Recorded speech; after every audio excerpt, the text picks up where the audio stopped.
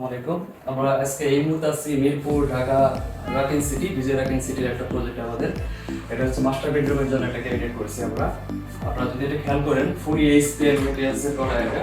এখানে আমরা একটা কোট হ্যাঙ্গার রেখেছি, যদি ক্যামেরাতে দেখা যায়। এখানে আমাদের একটা কোট হ্যাঙ্গার আছে, নিচে আমরা একটা ড্রয়ার ইউজ করেছি সুন্দর। প্রত্যেকটা কাজ আমাদের এইচপিএল এর করা হয়েছে। আর এদিকে যদি আমরা দেখাই, এদিকে আমরা একটা কাপড়ের জন্য একটা স্টে করেছি, আর এদিকে শাড়ির জন্য আমাদের একটা আলাদা একটা পার্টিশন করা আছে। আর নিচে অন্যান্য জিনিসপত্র রাখতে পারবে। আর যদি আমরা এই দিকটা তাকাই, এখানে সুন্দর একটা মিররের ফিনিশিং দেওয়া হয়েছে। এই জায়গাটা আমরা ড্রেসিং হিসেবে কাউন্ট করেছি। এখানে সাধারণত ম্যাডাম চেয়েছিল যে ড্রেসিংটা আমরা চাই যে নিচে থাকুক, যাতে ফুল বডি দেখা যায়।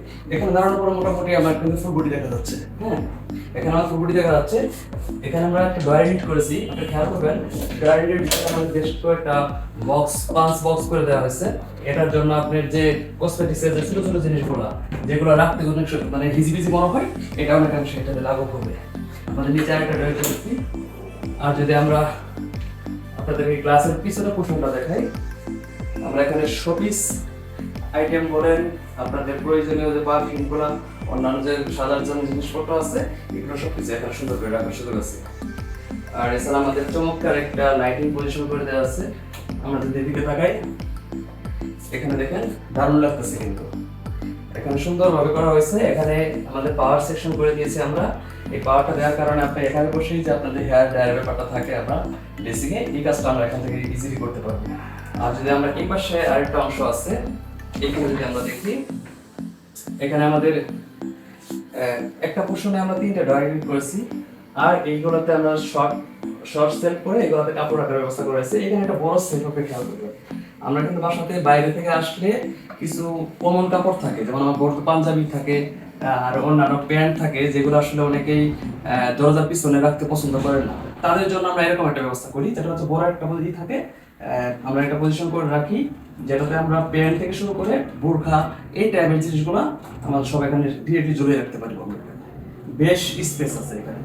আপনি খেয়াল করবেন, এখানে আমাদের 4টে লেয়ার করা আছে। ডান পাশে একটা লেয়ার, বাম পাশে একটা লেয়ার, একসাথে এখানে প্রায় 30 থেকে 40টা ছোট ছোট আইটেম ঝুলিয়ে রাখার সুযোগ আছে। আপনি যদি আর ক্লোজলি যদি দেখেন এই জায়গাটা। আর এছাড়া আমাদের এই পাশটায় যদি খেয়াল করেন, যে এখানে আসলে কিছু রাখা যায় না। এখানে আমাদের ক্লায়েন্টের কোনো অভিমত ছিল না যে এখানে কিছু রাখার মতো, ক্যাবিনেটে একটু আনলে যেহেতু এখানে জায়গাটা নষ্ট হয়ে যায়, আমরা এখানে জাস্ট ফোন চার্জ দেওয়ার মতো এই জায়গাটা ওয়ালটা ফাঁকা ছিল, এখানে আমরা এই স্কেলে প্যানেলিং করে দিয়েছি। এই স্কেল প্যানেলিং করে দেওয়ার কারণে এখানে যে ওয়ালের যে ব্যাপারটা, এটা কিন্তু ঢেকে যাওয়ার সাথে ক্যাবিনেটের সাথে একটা অ্যাডজাস্ট একটা কাজ হয়ে গেছে। আপনি এটা খেয়াল করবেন, এখানে ফোন চার্জ দিলে এখানে ফোনটা রাখা যাচ্ছে, এখানে একটা টেডি বিয়ার রাখতে পারে, এখানে একটা কোনো একটা শোপিস আইটেম রাখার সুযোগ আছে। আর এছাড়া পরে যে ক্যাবিনেটটা দেখতে পাচ্ছেন, এটা আমরা একদম এই ওয়াল থেকে পুরোপুরি এই ওয়াল পর্যন্ত লাগিয়ে দিয়েছি, যেটা হচ্ছে একটা ওয়ালের যে পরিপূর্ণ যে কাজ, উপরে আমরা দেখাতে পারতেছি না, উপরের কাজগুলো আমাদের মানে বড় বড় যে সেলগুলো, লাগেজগুলো, এগুলো রাখার মতো। আর এছাড়া আরেকটা জিনিস খেয়াল করবেন, এদিকে এদিকে একটু ক্যামেরাটা দেখাইলে আপনি আমাদের ডেপথগুলো দেখবেন।